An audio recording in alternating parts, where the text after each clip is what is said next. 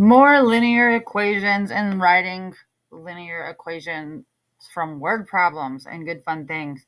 So a line, y equals mx plus b. Remember, we have to have our m, which is our slope, also known as our coefficient of x, rise over run, and rate of change. We also have to have our b value, which is our y-intercept. It's also known as a constant because there's no variable attached, and it's also known as a starting point in many word problems. All right, so this time it's going to pass through a point 1, 6. I'm going to go ahead and label 1 as x and 6 as y. Then we see the word parallel, which we know is very important because parallel means we know something about their slope of this new line. And parallel, so that means we know slope is the same. And this is in slope-intercept form, so that's beautiful. So we can identify our b value.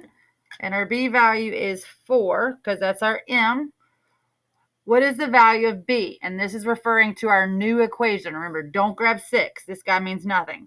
So we need our slope. So we did m and we did b, and that's what we need for our new equation. Our m is going to be 4.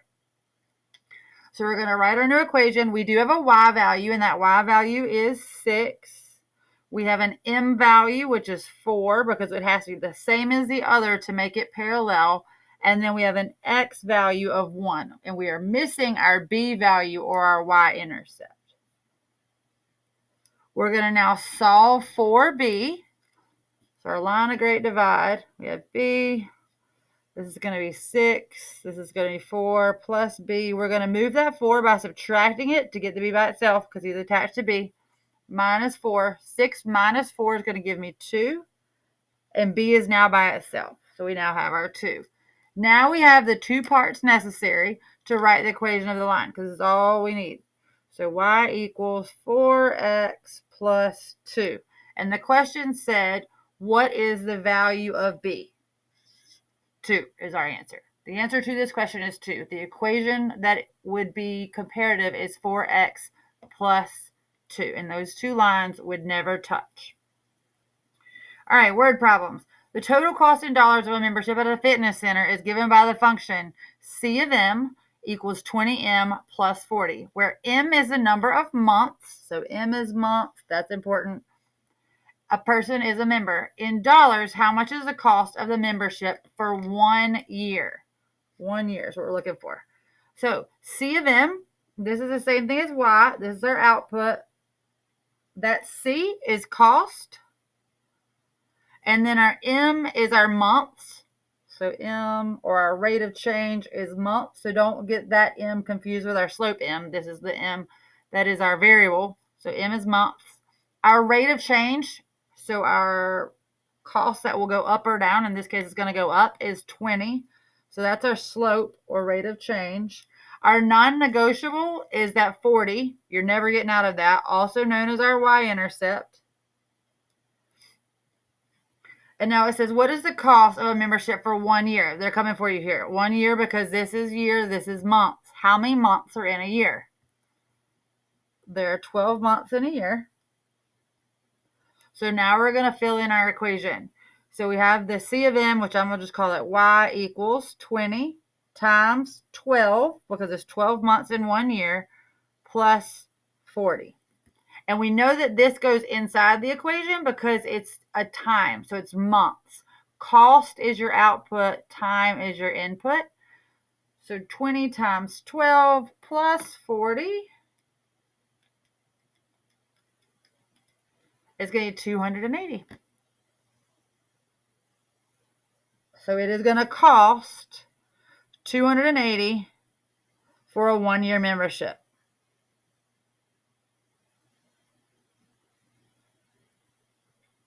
The cost is dependent on how long you remain a member, that X value, your input and output. All right, Eli, Ryder, and Derek went to Cold Stone to get ice cream after school on Tuesday. The function f of x equals 1.25x plus 4.75 models the cost of a scoop of ice cream with additional toppings, where X is the number of toppings. So X is our number of toppings. What is Y? Y is going to be the cost again. So knowing that Y is cost, that 1.25 is definitely money, and our 4.75 is also money. The 1.25 is going to be our slope, or our rate of change, because it's attached to the variable X. So depending on the number of toppings, it's going to go up. That's a positive 1.25 for every topping you add. Your 4.75, if you're thinking ice cream, is just a single scoop of vanilla or whatever you got. So this is your starting point, or in this case, starting cost. So as soon as you ask for ice cream, it's going to be at least $4.75. So what is the cost of one scoop of ice cream with no toppings? That's your starting point of $4.75. That's your y-intercept, right? So if you were graphing it, you go to the y-axis at 4.75, 4.75. So between 4 and 5, closer to 5. How much does each additional topping cost? This is our slope, because for every topping we get, it's going to cost $1.25. So now what is the cost of each person's ice cream? If Eli gets 2 toppings, so we're going to use our equation. So f of x for Eli is 1.25 plus we're definitely going to pay $4.75. In this case, Eli wants 2 toppings. So 1.25 times 2, which will give us $2.50, plus $4.75 is going to give us what?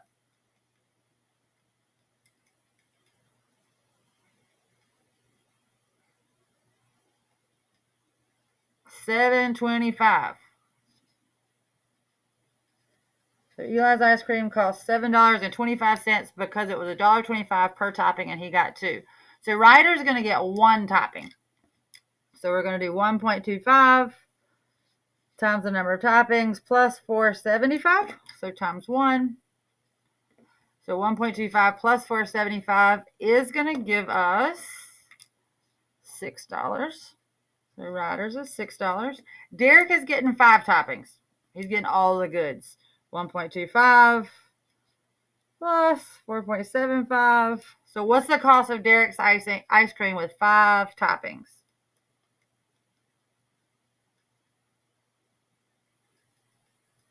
And it's going to be $11. Oops, sorry, I just slid it way out of the way. All right, beautiful. What we could also do is if you have a TI-83, or you could also do it in your Desmos, if you go to your y equals, which is at the top, for some of you, you will remember this, we're going to do 1.25 x, which is going to be right here beside alpha, and then we're going to do plus 4.75. So we just put our function in. I don't know if you can see it very well. Like it's hard to read. There we go. 1.25x plus 4.75, and that's in the y equals. Then we hit second graph, and now we have a table.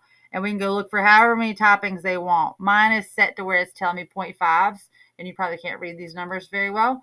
But again, it's y equals, put in your equation, second graph if you happen to get access to TI-84. Otherwise, you're going to go to Desmos, put in your equation, and then right underneath it, especially if you start it with an f of x, then we're going to use our function notation, and right underneath it, you can do f of 2, you can do f of 1, and you can do f of 5 in each line going down, as long as you put in f of x in Desmos with it, and it should just give you the answer right out.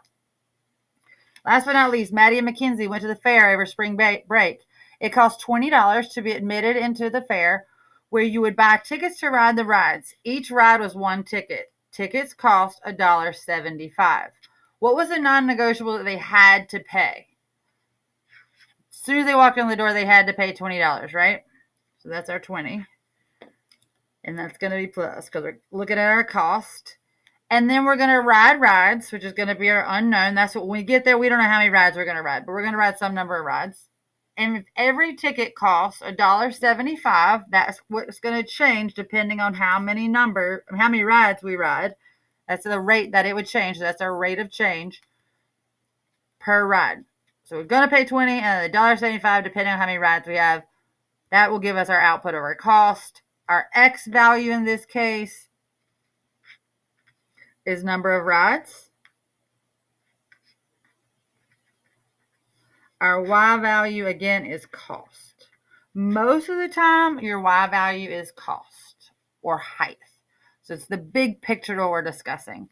So if the girls each rode 5 rides, how much do they spend on tickets? The girls each rode 5 rides. So how many rides is that? They both rode 5. There's 2 of them. So it's going to be 10, right? So 10 rides. So 1.75 times 10 plus 20. What's the cost for them both to ride all their rides that day? It's going to be $37.50 because Maddie and Mackenzie rode 10 rides. All right, what was the girls' cost of the fair if they only spent their money on admission and to ride 7 rides? So they only paid to get in and then to ride 7 rides. So Y equals 1.75 plus 20, because this is non-negotiable. The only thing that's up for debate right now is how many rides they rode. In this case, they rode 7. So 1.75 times 7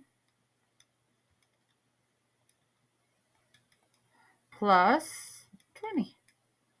It's going to give us 32.25. Ow, sorry. 32.25. All right, guys, hopefully you're starting to see some pattern in these word problems. Please reach out. Please leave me a message. Please let me know what I can do more of to help you.